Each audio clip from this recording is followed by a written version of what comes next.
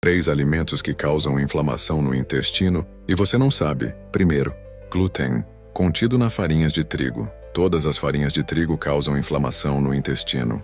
Ao consumir o glúten contido na farinha de trigo, você não sente nada, porém o intestino está se adaptando e está sofrendo, mas não dá sinal. Segundo, o leite. O leite é extremamente agressivo para o intestino.